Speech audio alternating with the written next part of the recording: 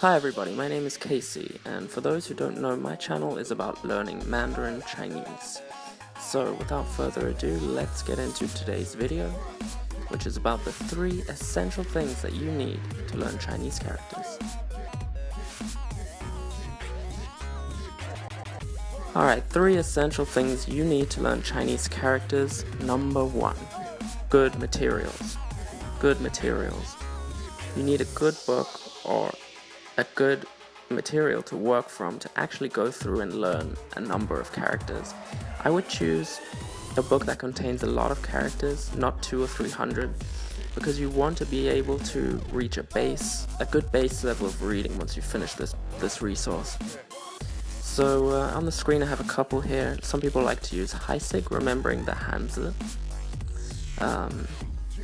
It's also a good resource. I haven't used it too much. However, what frustrates me is that it does not contain pronunciation of any characters or, examples of how they are used to make words. Another thing I would recommend though would be Reading and Writing Chinese. It's the middle book that you can see on your screen. It contains a lot of characters and it's very, very comprehensive in telling you the meaning of the characters, pronunciation, how they form words, etc., etc. So use something that can take you quite in depth, something that gives you a lot of information about the characters. Alright, so good materials is number 1. Number 2 is spaced repetition. Now this is basically to do with reviewing what you've already learned from your resource, from your reference material. Because reviewing is very important. The reason for this is that there are many characters to learn, and you need to review them often to be able to actually remember them. And I feel spaced repetition is the best way to do this. Spaced repetition is basically something that lets you review a character or word or whatever you're trying to remember just when you're about to forget it. So it's quite a powerful tool. You can use something like Anki, which allows you to create flashcards, digital flashcards, and then you can review the flashcards. Depending on how well you remembered, let's say it's characters, depending on how well you remembered the character on the flashcard, you will then only review it again in a certain period of time, or just when you're about to forget it. So ones that you know quite well, you might only have to review them a week or 2 later. Ones that you did not remember well, you'll have to review them maybe a day or 2 later.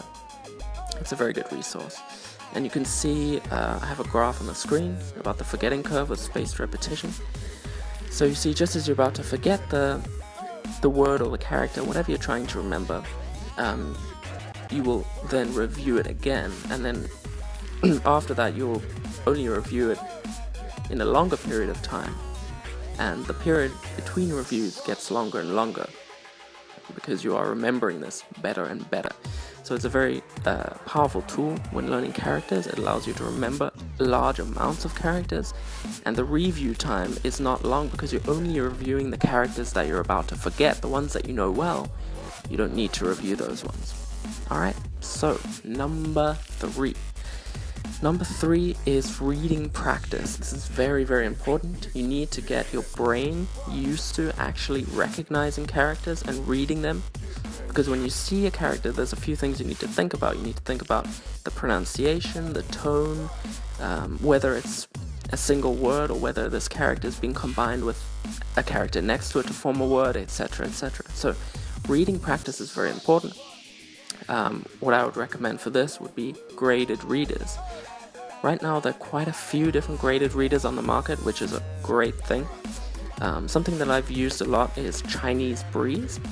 Very, very nice graded reader system. They have 3 levels at the moment, level 1, 2, 3.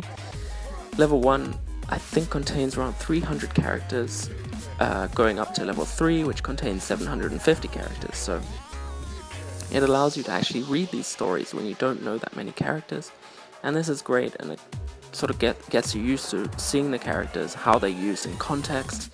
You get your mind thinking about the pronunciation, the tone of the character, because what you want with your Chinese reading is for this to be automatic. You want to just look at a character and have the meaning, the pronunciation, everything on the tip of your tongue or in your mind straight away.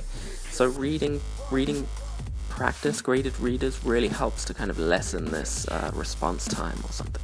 So this is very, very important.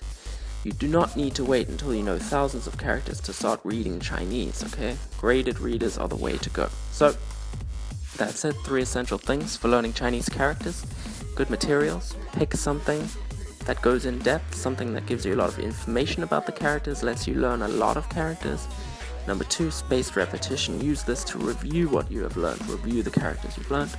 And number 3, reading practice. Get your mind used to recognizing the characters through reading simple things. Chinese Breeze, very good. Mandarin Companion, another good series.